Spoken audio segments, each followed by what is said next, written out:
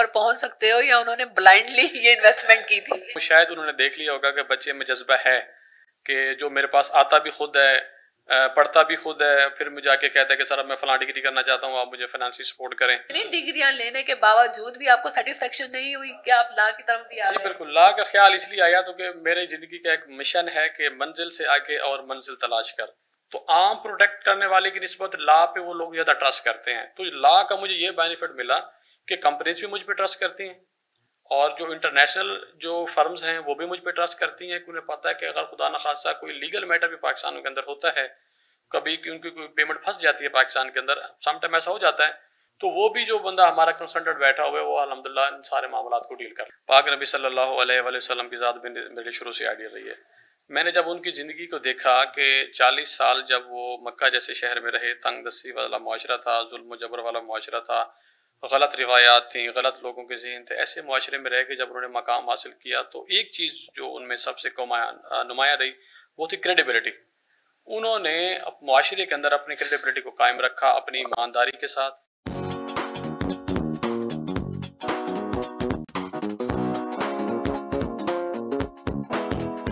जी अस्सलाम वालेकुम नाज़रीन, एक बार फिर हाजिर खिदमत है आपकी मेजबान जन्नात गुल और आप देख रहे हैं प्रोग्राम एन न्यूज। और आप नाज़रीन, इस प्रोग्राम में हर बार हमारे साथ एक नई शख्सियत मौजूद होती है और हमारी कोशिश होती है कि वो जो शख्सियत है, उसकी जो कामयाब जिंदगी है, उसकी जो खिदमात है, उसके जिंदगी के जो वराक़े आपके सामने खोल कर रख दिए जाए, ताकि वो आपके लिए मशले राह साबित हो सके और आपको और हमें कोई सीख मिल सके कि कामयाब जिंदगी कैसे गुजारी जाती है, क्या हर्डल्स होती हैं, क्या मसाइल होते हैं, किस तरीके से नशेबो फराज और उतार चढ़ाव को फेस करते हुए कामयाब जिंदगी की राह पर गामजन हुआ जा सकता है।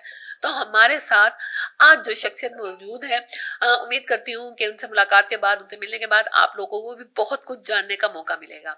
तो मेरे साथ जो शख्सियत मौजूद है वो है काजी मौज़म हुसैन, जो कि CEO है मौज़म लैंड कंसल्टेंसी के। तो आइए बात करते हैं इनसे, बहुत कुछ जानने का मौका हासिल करते हैं। अस्सलाम वालेकुम। जी वालेकुम अस्सलाम, कैसे हैं आप? अल्हम्दुलिल्लाह, आप ठीक है? अल्लाह का शुक्र, मैं बिल्कुल ठीक।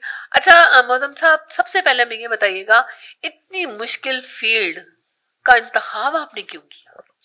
मुझे असल में शुरू से शौक इसी चीज़ का था और मेरे अंदर जो जज्बा था बचपन से, जो एक चीज़ मैंने पढ़ी कुरान मजीद में, अल्लाह फरमाते कि वअन्ना लैसा लिल इंसान इल्ला मा सआ, हर इंसान के लिए वही कुछ है कि जिसकी वो कोशिश करता है। तो यही चीज़ मुझे थी कि मैं जिस मकसद के लिए पहुंचना चाहता हूं, जब मैं कोशिश करूंगा तो इंशाल्लाह मैं उसके लिए पहुंच जाऊंगा। जिस चीज़ का शौक था उसी के लिए ही मैंने एफर्ट जारी रखी, तो आज अल्हम्दुलिल्लाह आपके सामने हूँ। अच्छा, आज जिस मकाम पर फाइज हैं, जिस कुर्सी पर आप बैठे हैं, जिस कामयाब जिंदगी के से आप लुत्फ अंदोज हो रहे हैं, इसके पीछे जाहिर बात है तालीम का भी बड़ा हाथ होगा। तालीम के बगैर मेरा नहीं ख्याल कि कोई भी इंसान कामयाब जिंदगी गुजार सकता है। तो हम सबसे पहले आपकी तालीमी दौर के बारे में जानना चाहेंगे, आपकी तालीम के बारे में जानना चाहेंगे। आपने तालीम हासिल की, कितनी हासिल की, क्या हासिल की, कितनी डिग्रियां आपके पास? पता लगा कि बहुत सारी डिग्रियां हैं आपके पास। ये ऐसा है कि अगर मुख्तसर में आपको बताऊं तो मैंने मैट्रिक जो है वो खानेवाल से किया और मैट्रिक के बाद जो है वो FSC जो है, ये सारा मैंने मैट्रिक से लेके MPhil तक अभी मैं अल्हम्दुलिल्लाह कर रहा हूँ। तक जो सारा जो दौरानिया है ये मेरे ड्यूरिंग जॉब गुजरा है, साथ साथ मैं पढ़ता भी रहा हूँ और साथ साथ अपना जो प्रोफेशनल लाइफ का कैरियर था उसको भी मैंने कंटिन्यू रखा है। FSC के बाद मैंने प्रैक्टिकल लाइफ जो है एज ए जॉब स्टार्ट की। इससे पहले जैसे मैंने आपको अर्ज किया कि मैं अल्हम्दुलिल्लाह जो FSC के जो तालीमी अखराजात थे, क्योंकि अभी फाइनेंशियली सिचुएशन फैमिली में ऐसी नहीं थी कि वो पूरी हो पाती, तो फिर मैंने टेलरिंग का काम सीखा और मैंने ये देखा कि मैंने क्योंकि आगे बढ़ना है तो फिर मेरे लिए हालात जितने भी आ जाए मैंने आगे इंशाल्लाह बढ़ना है। FSC मेडिकल मैंने की अल्हम्दुलिल्लाह। और अपने शौक से किसने फोर्स किया? अपने शौक से किया, अपने शौक से किया था। और उसके लिए जब मैंने देखा कि मेरे लिए जो माली हालात हैं वो रुकावट बन रहे हैं, क्योंकि वाले साहब ने कहा था कि बेटा आपके भाई की बीमारी की वजह से मैं आपके तालीमी अखराजात जो है वो नहीं उठा सकता ना, तो मैंने ये देखा कि अगर ये रुकावट आती है तो ये मेरी मंजिल नहीं है कि मैं चंद मसाइल को देख के रुक जाऊं और ये कहूं कि यार मेरे पास अब कुछ नहीं है बढ़ने के लिए ना, हालात नहीं है तो मैं छोड़ देता हूं। मैंने कहा नहीं, तो इसलिए फिर मैंने साथ साथ दर्जियों का काम सीखा भी, सही करता भी रहा साथ साथ और अपने तालीमी अखराजात को पूरा करता रहा। यहाँ तक FSC मेडिकल और टेलरिंग बहुत दोनों अलग सी फील्ड है। जी बिल्कुल ऐसे ही है। एक्चुअली हुआ ऐसे कि हमारे जो इलाका अपने शौक से सीखा या मजबूरी किसी ने? मजबूरी से सीखा ताकि तालीम को जारी रखना था। तालीम को जारी रखने के लिए मेरे पास और ऑप्शन नहीं था। अब दर्जियों को क्यों इसलिए सीखा क्योंकि वहाँ पे काफ़ी सारे अभी भी हमारे इलाके में दर्जी बहुत ज़्यादा हैं। तो उन्होंने कहा कि यार तुम पढ़े लिखे बंदी हो, तुम जल्दी सीख जाओगे, तो अब हमारे पास आ जाओ, हम तुम्हारे जो तालीमी अखराजात हैं, जो मेडिकल के जो हम ट्यूशन वगैरह पढ़ते हैं, बायो फिजिक्स केमिस्ट्री वगैरह की ना, तो ये हम आपको पे करते रहेंगे, आप हमारे साथ बैठ के काम भी करते रहो। तो इसलिए फिर मुझे चाहिए तो यही चीज़ थी उस वक्त, ठीक है, मेन अखराजात तो मेरे यही थे। तो वो मेरे इस काम से पूरे होते रहे, तो फिर सीखते सीखते ये काम भी मैं अल्हम्दुलिल्लाह सीख गया और एफएससी मेडिकल भी मैंने साथ ही कर ली। लेकिन मुश्किल नहीं हुआ? मेडिकल काफी टफ सब्जेक्ट है, दिन रात एक करना पड़ता है, उसके साथ साथ आप टेलरिंग का काम भी कर रहे थे, उसको भी टाइम देना होता, तो कैसे मैनेज कर रहे थे इतनी मुश्किल तालीम? देखिए, जो बंदा कुछ करने की ठान लेता है ना मैडम, फिर कोई भी आपके लिए रुकावट नहीं चीज बनती। आप जिंदगी में एक तहैया कर लें कि आपने कुछ करना है, तो जितने भी मसाइल आ जाएं, वो मसाइल आपके लिए रुकावट नहीं होते, बल्कि आपके लिए मोटिवेशन का जरिया बन रहे होते हैं कि आपने इन दरियाओं को अबूर करके आप जो है वो अपनी मंजिल पे पहुंचे हैं। अच्छा, एफएससी के बाद आपने जर्नलिज्म किया? जी, एफएससी के बाद जो है वो मैंने डीआईटी किया, diploma of information technology computer का। उसके बाद जो है वो फिर मैंने जर्नलिज्म में ग्रेजुएशन की। ग्रेजुएशन करने के बाद जो है वो फिर मैंने वर्चुअल यूनिवर्सिटी से एचआरडी किया, ह्यूमन रिसोर्सेज की डेवलपमेंट। उसके बाद भी जब तशनगी नहीं दूर हुई तो फिर मैंने एमए इस्लामियात किया। एमए इस्लामियात ड्यूरिंग जॉब, ये आप ये साथ साथ जो मैं डिग्री आपको गिनवा रहा हूँ ये मैंने ड्यूरिंग जॉब की है, और वो भी प्राइवेट सेक्टर की जॉब। जो बंदा प्राइवेट सेक्टर की जॉब करता है उसको पता है कि कितने मसाइल आते हैं, कहाँ से कहाँ तक, कोई ऑफिस टाइमिंग फिक्स नहीं होती, कोई काम का टाइम फिक्स नहीं होता, बस आपने मालिक को खुश करना होता है। प्रैक्टिकल लाइफ और तालीमी दौर आपने साथ साथ नशे अल्हम्दुलिल्लाह। अब जैसे आपको मैंने बताया एचआरडी किया, एचआरडी के बाद फिर मैंने एमए किया साथ साथ तालीमी दौर का ना। एमए के बाद फिर मैंने एलएलबी किया, ठीक है। एलएलबी के बाद अब मैं अल्हम्दुलिल्लाह एमफिल भी कर रहा हूँ बीजीओ मुल्तान से। इतनी टफ लाइफ गुजारी, इंसान का जो बचपना होता है बड़ा खेलते कूदते शरारती उसमें गुजरता है, लेकिन आपने जिस तरीके से बता रहे हैं बड़ी टफ लाइफ गुजारी, बड़ी मसरूफ लाइफ गुजारी, इस दौरानिये में आपका बचपना कहीं गुम नहीं हो गया? जी, बचपना थोड़ा बहुत मैट्रिक के बाद तो गुम हुआ है। मैट्रिक तक क्योंकि हमारे घरेलू हालात बेहतर थे, तो हमने मैट्रिक तक तो बचपने को एंजॉय किया है, ठीक है। लेकिन इसके बाद बचपना वाकई मेरा गुम हो गया था कि मुझे दोनों चीज़ों को साथ लेके चलना था। जो मेरे बचपन के ख्वाब थे वो मैं पूरे नहीं कर पाया। ज़ाहिर है एज ए स्टूडेंट जो बंदे को घर से फैसिलिटीज़ होती हैं कि हर चीज़ आपको घर से मिलती है, अपने पास जाके कॉलेज जाना है, यूनिवर्सिटी जाना है, ये ख्वाब जो है वो मेरे अधूरे थे। मुझे साथ साथ पढ़ना भी होता था, साथ साथ जॉब को भी कंटिन्यू करना होता था, फिर फैमिली मामलात को भी देखना होता था। कुछ अर्सा मैं सियासत में भी रहा हूँ, अभी भी सियासत में भी हूँ थोड़ा, तो फिर पॉलिटिकल इश्यूज को भी साथ साथ लेके चलता रहा। तो अल्हम्दुलिल्लाह सियासत में भी मेरा अपने इलाके में एक बहुत बड़ा नाम है। जिस तरह बच्चे की आपने बात की, बचपना गुम हो गया, लेकिन जब बचपना गुम नहीं हुआ था तब आप कैसे बच्चे थे? जिद्दी थे, शरारती थे, मंचले थे, गुस्से वाले थे, किस तरह से थे? या बड़े संजीदा तबीयत? शुरू से ही मैं संजीदा तबीयत का मालिक हूँ, और स्कूल लाइफ से ही जो है वो मेरा मिजाज किसी से लड़ना झगड़ने का नहीं है। मैं हमेशा मामलात को जो है वो सुलह सफाई के साथ टैकल करने की कोशिश करता हूँ। मैं हमेशा ये समझता हूँ कि जितने भी इख्तलाफात हो जाएं किसी भी नहज पे, किसी भी मामले में, लेकिन उसमें से निकलने की राह मौजूद होती है। अगर बंदा निकलने की राह ढूंढना चाहे तो, अगर आप अपने बात पे बजिद कायम हो गए हैं, जिद पे अड़ गए हैं, तो फिर तो जिद का तो कोई इलाज नहीं है। लेकिन अगर आप किसी चीज का हल चाहते हैं तो हल लाजमी मौजूद होता है। यानी मामला फहम रहे हैं शुरू से? अल्हम्दुलिल्लाह ऐसे ही है, और अब तक भी ऐसा ही हूँ। काफी कुछ ऐसे मामला आ जाते हैं कि जैसे इंसान बहुत हाइपर हो जाता है, लेकिन मेरी कोशिश होती है कि इस ऐसी स्टेज पे आप हालात को आने ही न दें। आप शुरू से ही जी बिल्कुल बिल्कुल ऐसे ही होता है, ऐसे ही होता है। अच्छा, दोस्त बनाने के हवाले से किस तरीके से आप चाहते हैं कि जो आपके दोस्त हैं आप उनको किस तरह सेलेक्ट करते हैं, उनमें क्या खूबियां खामियां देखते हैं कि ये मतलब पैरामीटर्स हैं आपकी दोस्ती के, आपने उन लोगों को अपने हल्का बाब में रखना है? दोस्त को करने के लिए सिंपल सी मैडम मेरी बात ये है कि मैं ट्रस्ट करता हूँ, ठीक है।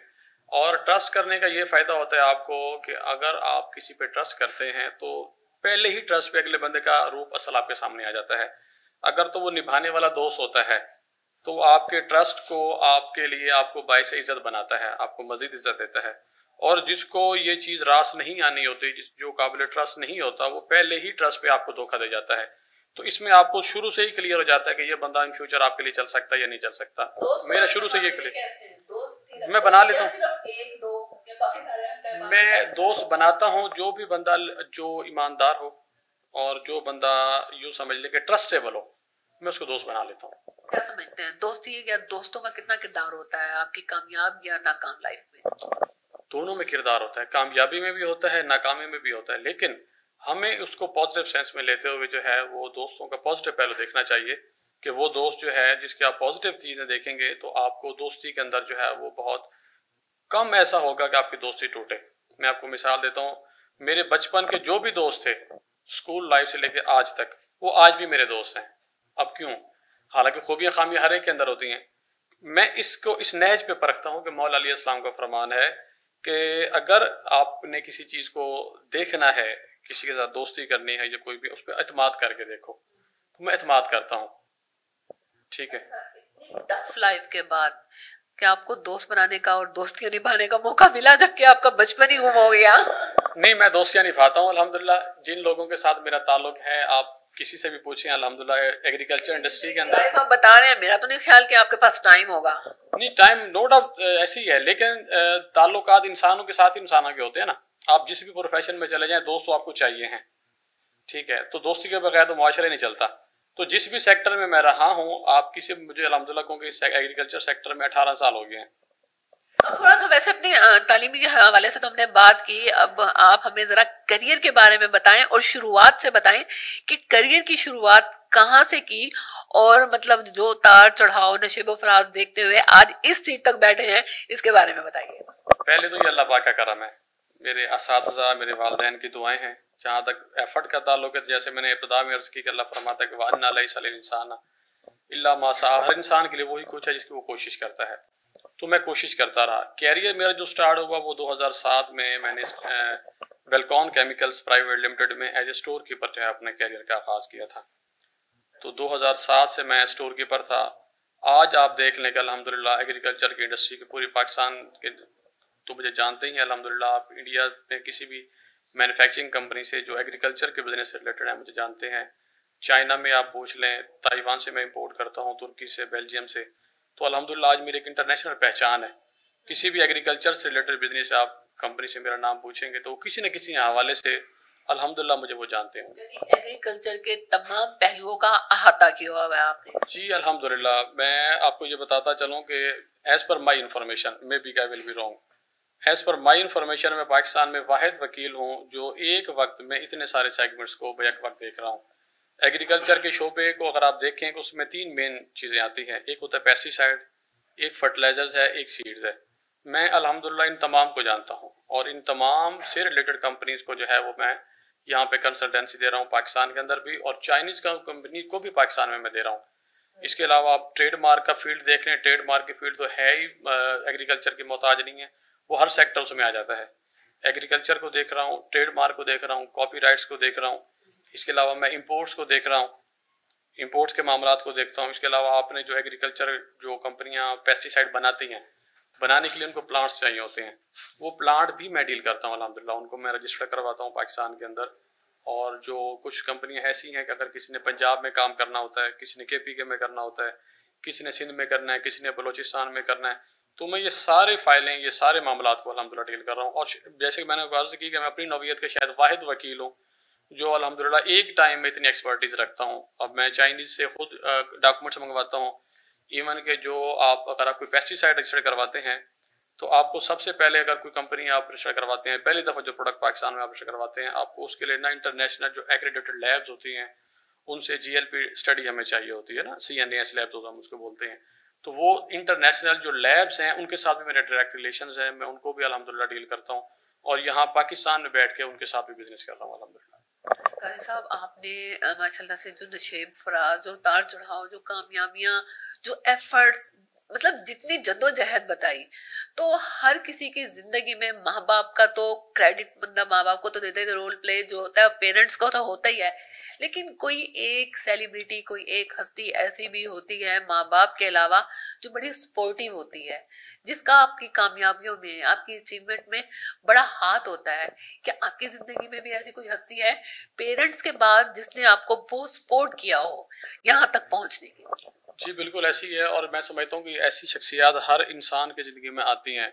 सिर्फ बंदे को मोहसिन खुश नहीं होना चाहिए। जो बंदा मोहसिन खुश होता है वो फिर ज़िंदगी में आगे नहीं बढ़ता। मैं अगर दो शख्सियात का नाम लूं अपने, अगर प्रैक्टिकल लाइफ के हवाले से, अभी मैं लॉ के सेगमेंट को साइड पे रखता हूं, तो जो जिस हस्ती ने मुझे सबसे ज़्यादा सपोर्ट किया वो इत्तफाक केमिकल ग्रुप के जो सीईओ हैं, मालिक हैं, अब्दुल हमीद साहब। मैं आज भी उनके बच्चों को भी दुआएं देता हूँ। जैसे मैंने आपको बताया है कि मैंने अपना कैरियर का आगाज़ जो है वो स्टोर कीपर से किया था, ठीक है। इस सब में उनका क्या हाथ रहा, थोड़ा सा बताइएगा। मैं उनके ही रेफरेंस से मैं जॉब पे आया, उनके ही रेफरेंस से मैंने जॉब ली।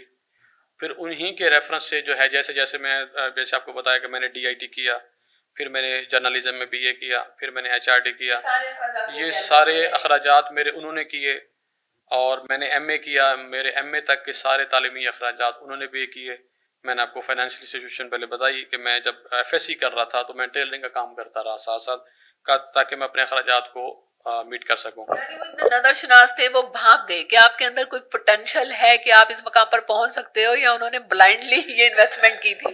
बेहतर जवाब तो इसका वही दे सकते हैं। आपने कभी पूछा नहीं उनसे कि सर आप इतना सपोर्ट? वो मेरे सीनियर है, मेरे वाले साहब की जगह पे हैं, मुझे उनसे थोड़ी सी हेजिटेशन होती है इस तरह के सवाल पूछते हुए, लेकिन बेहतर जवाब तो उसका वही दे सकते हैं। लेकिन जहां तक मैं समझता हूँ शायद उन्होंने देख लिया होगा कि बच्चे में जज्बा है कि जो मेरे पास आता भी खुद है, पढ़ता भी खुद है, फिर मुझे आके कहता है कि सर अब मैं फलां डिग्री करना चाहता हूँ, आप मुझे फाइनेंशियल सपोर्ट करें। वो मुझे सपोर्ट करते थे तो मैं अल्हम्दुलिल्लाह पढ़ते पढ़ते आज इस नैज पे हूँ। लेकिन एक और चीज़ का भी मैं यहाँ पे जिक्र करता चलूँ, मुझे काम भी सिखाया। मुझे अब्दुल हमीद साहब ने ही रेफ़र किया। हम जब मैं जॉब करता था अलादीन ग्रुप ऑफ कंपनीज उस वक्त भी second largest group of companies था पाकिस्तान के अंदर एग्रीकल्चर के शोबे के अंदर, और अब भी वैसे ही है। तो उसके जो टेक्निकल मैनेजर हैं अभी भी हैं अल्हम्दुलिल्लाह, अल्ताफ सरवर साहब, उन्होंने जो है वो फिर मुझे ट्रेन किया, मुझे मोटिवेशन दी, फिर मुझे ये सारा रजिस्ट्रेशन का काम सिखाया। हालांकि अगर आप एक एंगल से देखें तो मैं एक इस फील्ड के लिहाज से अनफिट हूँ, क्योंकि इसके लिए एग्रीकल्चर की तालीम दरकार होती है। मेरी एग्रीकल्चर की तालीम नहीं है, लेकिन उन्होंने मुझे सिखाया, अल्ताफ साहब ने इतना सिखाया कि अल्हम्दुलिल्लाह आज एग्रीकल्चर ग्रेजुएट्स मुझसे आके सीखते हैं। यही बात अभी मैं पूछने जा रही थी, जो आपकी स्पेशलिटी है, जाहिर बात है वो इस फील्ड में नहीं है, और आपने अभी एक तालीम, एक डिग्री तो हमसे छुपा के रखी है कि आपने ला भी किया हुआ है।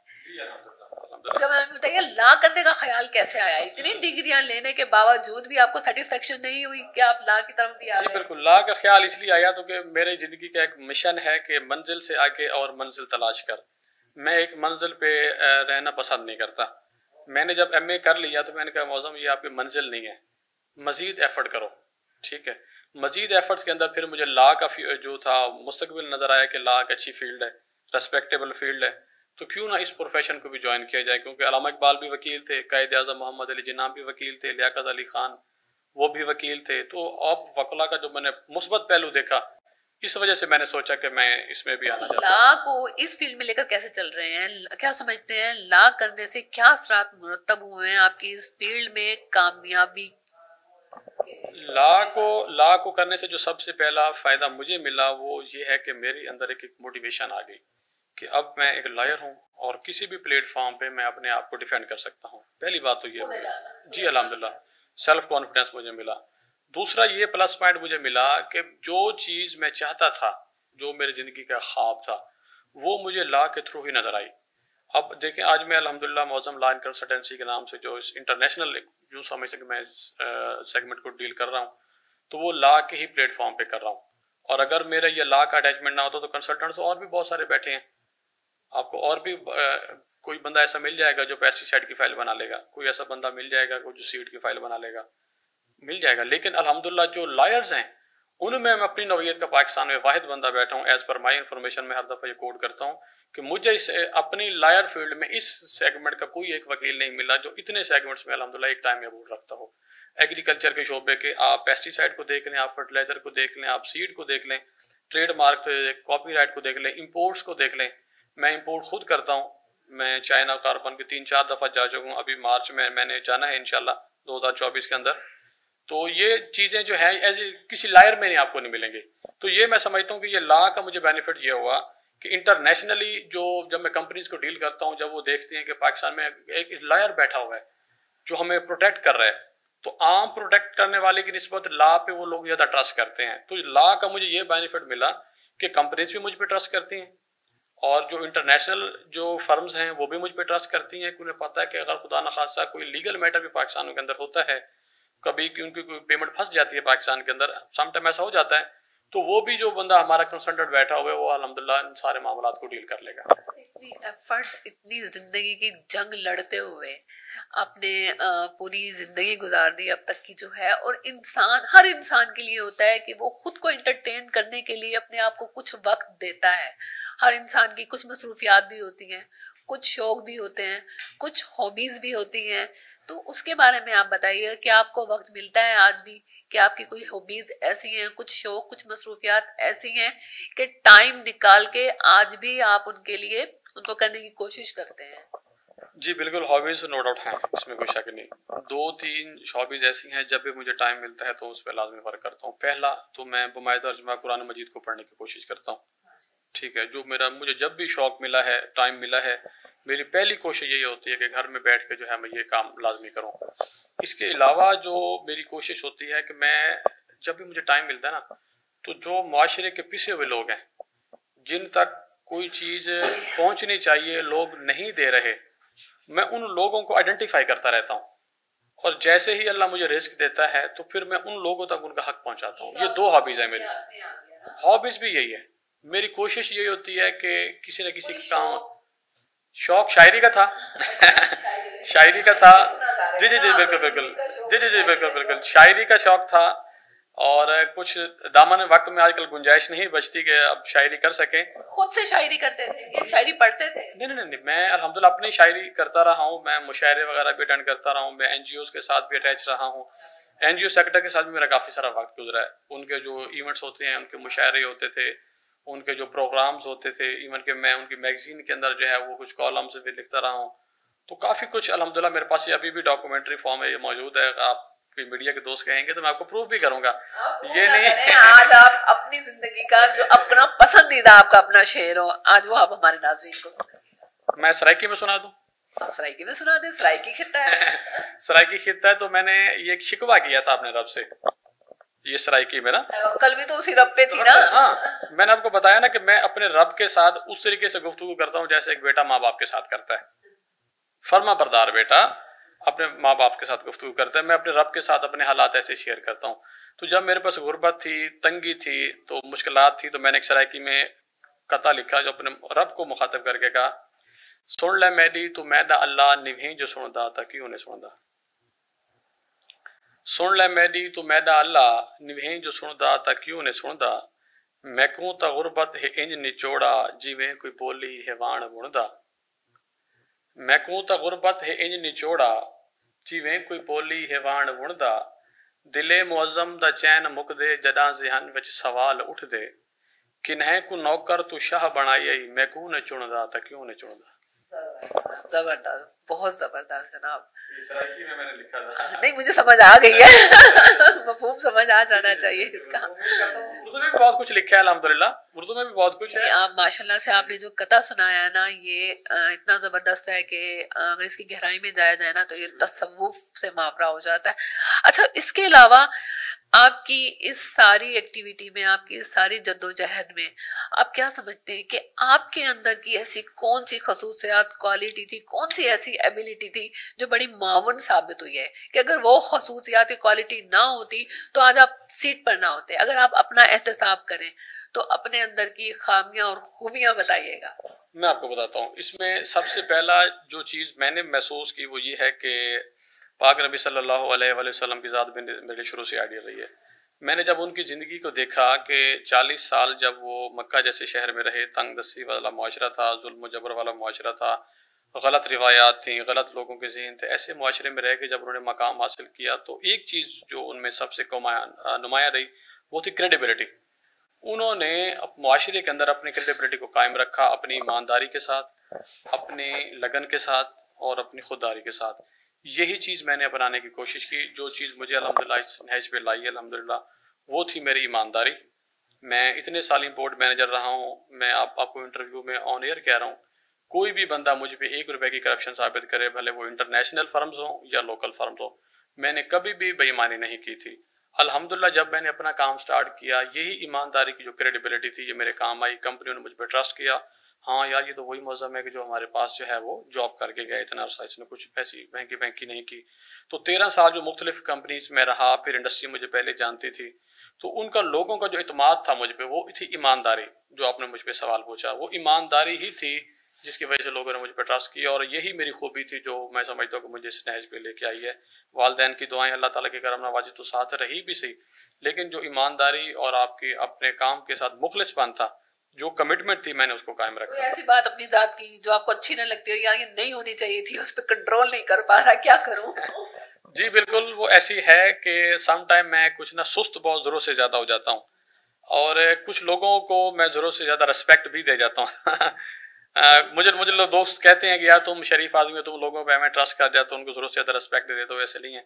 लेकिन मैं अपनी सोच का क्योंकि अपनी सोच को लेकर चलता हूँ, मैं ये सोचता हूँ कि बंदे को, अगले बंदे को एतमाद करके उसको रिस्पेक्ट का मौका देना चाहिए। आप किसी पे ट्रस्ट करके तो देखें, आप किसी पे एतमाद करके तो देखें। हाँ, कुछ लोगों ने मुझे ठेस भी पहुंचाई। जो आपका सवाल था कि आपकी खामी क्या है, खामी यही है कि मैं लोगों पे ट्रस्ट करता हूँ। अगर वो मुझे धोखा दे जाएं तो वो उनसे जान छूट जाती है, ना छोड़ें तो फिर एक दोस्त अच्छे साबित हो जाते हैं मेरे लिए।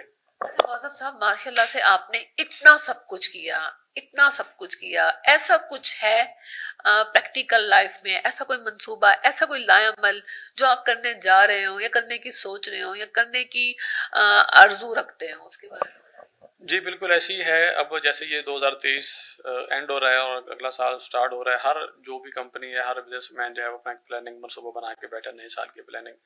मेरी जो नए साल की प्लानिंग में एक छोटा सा एजेंडा ये भी है कि मैं अल्हम्दुलिल्लाह चाइना के अंदर अपनी मौजम लॉ एंड कंसल्टेंसी की जो है वो ब्रांच ओपन करने जा रहा हूँ, और शायद पाकिस्तान में मैं वाहिद वकील होऊंगा जो इंटरनेशनल सतह पे जो है वो अपना पाकिस्तान का नाम भी रोशन करूंगा इंशाल्लाह, और लॉयर्स की रिस्पेक्ट में भी इजाफा होगा।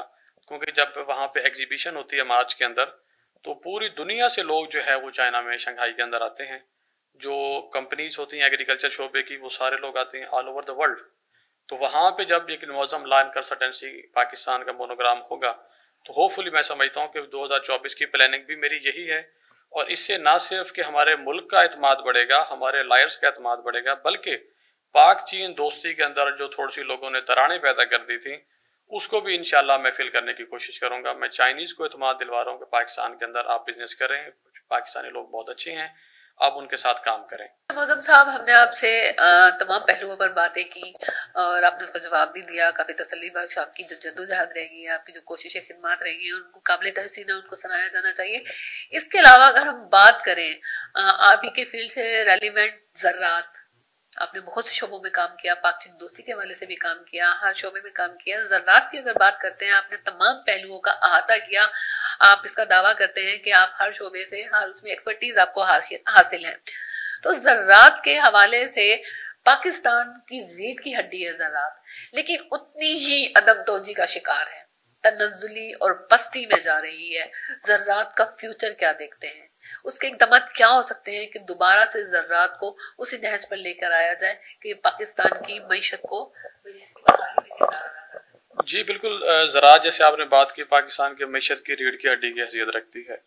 ज़रात में नो डाउट के कुछ कमी कोताहियाँ रही हैं, जिसके अंदर काफ़ी सारे फैक्टर्स इन्वॉल्व थे।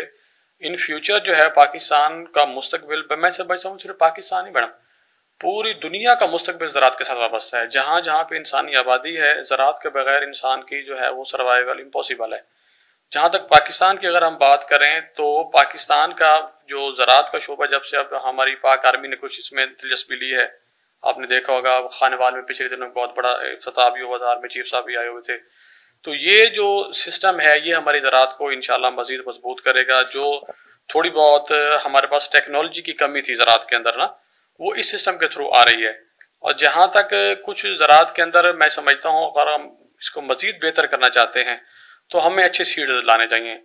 जब अच्छा सीड पाकिस्तान में आएगा तो उससे पैदावार बढ़ेगी, और अच्छे सीड को फिर रजिस्टर करवाने के लिए भी कुछ टेक्निकलिटी से जब हम जाते हैं तो कुछ कमी कोताहियां रह जाती हैं, जिसमें फिर कुछ हमारे जैसे लोगों का जो है वो रोल होना चाहिए कि हम उसको बेहतर से बेहतर अंदाज में।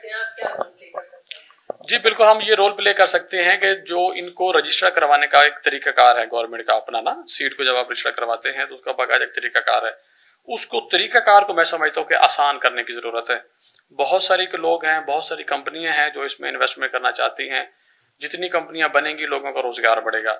लेकिन जब हम इसके प्रोसीजर पे आते हैं तो प्रोसीजर में कुछ ऐसी टेक्निकलिटीज आ जाती हैं जिसके जरिए काम तवील हो जाता है। और इसी को अगर आप सिर्फ सीड की हद तक न देखें, आप जो पेस्टिसाइड की जो रजिस्ट्रेशंस हैं, फर्टिलाइजर की जो रजिस्ट्रेशंस हैं, इसका तरीकाकार आसान होना चाहिए। आप दुनिया के जिस मुल्क में भी चले जाएं वहां पे जो महकमे जो है वो लोगों के लिए आसानियां पैदा कर रहे होते हैं। हमारे महकमे भी कर रहे हैं, मैं महकमों का शिकवा नहीं कर रहा, लेकिन मैं समझता हूँ कि महकमों को मजीद जो है वो इसके अंदर आसानियां पैदा करने की जरूरत है उनके सिस्टम के अंदर, ताकि जो जी बिल्कुल, और वो जो पॉलिसियां वो बनाए दुनिया के दूसरे ममालिक को वो देखें कि दुनिया के दूसरे ममालिक जो है वो अपने मुल्क के अंदर जो एग्रीकल्चर के अंदर कंपनीज बिजनेस करना चाहती हैं वो उनको कैसे लाइसेंस देते हैं, वो कैसे कैसे उनको सपोर्ट करते हैं। साथ साथ आप अपने फार्मर को कैसे रिलीफ दे सकते हैं? फार्मर भी तो बेसिक चीज है ना, जब तक फार्मर नहीं होगा ज़राअत कैसे मजबूत हो सकती है? फार्मर को यहाँ पर कोई रिलीफ ही नहीं है।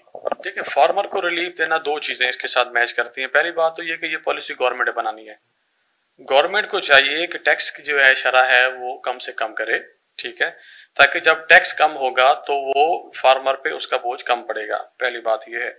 दूसरी बात ये है कि फिर जब गवर्नमेंट की तरफ से कुछ रिलैक्सेशन मिलेगी तो कुछ लोग जो है वो इंपोर्ट करेंगे या नई नई वैरायटीज को पाकिस्तान के अंदर लॉन्च करेंगे, तो इसका डायरेक्टली फायदा फार्मर को ही होना है। लेकिन इसका जो इनिशियली स्टेप लेने की जरूरत है, मैं समझता हूँ कि ऊपर जी हुकूमती सतह पे इसका स्टेप लेने की जरूरत है, ना कि अब फार्मर तो कुछ नहीं कर सकता ना, फार्मर तो डिपेंडेंट है कंपनीज पे। अब कंपनीज डिपेंडेंट है गवर्नमेंट के साथ, तो लिंक तो जाके गवर्नमेंट पे जुड़ता है। अब गवर्नमेंट में जो बंदे बैठे हैं उनको चाहिए कि वो ऐसी पॉलिसीज बनाएं, रजिस्ट्रेशन का तरीकाकार इतना आसान बनाएं कि आम से आम लोग भी जो है वो उसको रजिस्टर करवा के अपना काम स्टार्ट करें। अब ये नहीं 2-2 साल या 6-6 महीने एक कंपनी को लाइसेंस ही ना मिले तो वो कैसे काम कर पाएगी। अच्छा, जब उसको लाइसेंस नहीं मिलेगा तो जो लोग उसके साथ वाबस्ता है उनकी सैलरीज कहाँ से पैदा होंगी, वो लोगों को रोजगार जुड़ेगा। अब फिर इसी बात को अगर आप फार्मर पे लेके जाएं, जब कंपनी नहीं होगी तो फार्मर तक डिलीवरी कौन देगा, फार्मर तक प्रोडक्ट कौन लेके जाएगा। तो ये जब चीज आसान हो जाएगी, तरीकाकार आसान हो जाएगा, तो मैं समझता हूँ प्रोडक्ट की अगर आप बात करते हैं, जाली अद्वियात और खाद की अगर हम बात करते हैं, वो भी तो फार्मर की जिंदगी में बहुत अहमियत की हामिल होती है ना ज़राअत के हवाले से, उसकी क्या रोकथाम हो सकती है? उसके हवाले से बात फिर महकमों पे आ जाएगी, गवर्नमेंट पे, कि गवर्नमेंट को तरीकाकार ऐसा अपनाना चाहिए कि वो चेक एंड बैलेंस होना चाहिए। सैंपल्स का तरीकाकार ऐसा होना चाहिए कि जहां से सैंपल हो वहां से चेक एंड बैलेंस हो, ये तरीकाकार होना चाहिए। और दूसरी इकदामात हुकूमत की सतह पर होने चाहिए। बिल्कुल बिल्कुल। अब देखे ना, मैं अब किसी फार्मर को ब्लेम करूं या किसी कंपनी को ब्लेम करूं, मैं समझूंगा कि मैं नाइंसाफी करूंगा। असल मैं गवर्नमेंट को भी ब्लेम नहीं कर रहा, मैं गवर्नमेंट को सिर्फ आइडिया दे रहा हूं। जहां तक आपको हमारे जैसे लायर्स की जरूरत है, आप हमें बुलाएं, हम आपको बताएंगे कि कहाँ पे गैप आ रहा है। इस गैप को अगर आप फिल करें तो इसके लिए आसानी पैदा होगी, और इस आसानी का फायदा हमारे फार्मर को होगा, हमारे किसान को होगा, और इसी का फायदा हमारी कंपनीज को भी होगा, जिससे लोगों को रोजगार बढ़ेगा। जी बिल्कुल। काजी मौजम हसन हमारे साथ मौजूद थे, हमने इनसे बात की, इनसे एग्रीकल्चर के हवाले से बात की, इनसे इनके कैरियर के हवाले से बात की, इनके तालीमी दौर के हवाले से बात की कि तालीमी दौर इन्होंने किस तरीके से हासिल किया, किन किन मसाइल को फेस किया, कैरियर का आगाज कहाँ से किया, कैरियर जब शुरू किया तब क्या मसाइल थे, क्या चैलेंजेस थी, क्या मसाइल थे, उनको किस तरीके से फेस करते हुए आज ये कामयाबियों की सीढ़ियां चढ़ते हुए इस मकाम पर बैठे हैं कि दूसरों को सीख मिल सके, दूसरों के लिए मशले राह साबित हो सके। इसके साथ ही अपनी मेजबान जरनाज गुल को इजाजत दीजिए, मिलते हैं किसी और प्रोग्राम में किसी और शख्सियत के साथ। पाकिस्तान जिंदाबाद।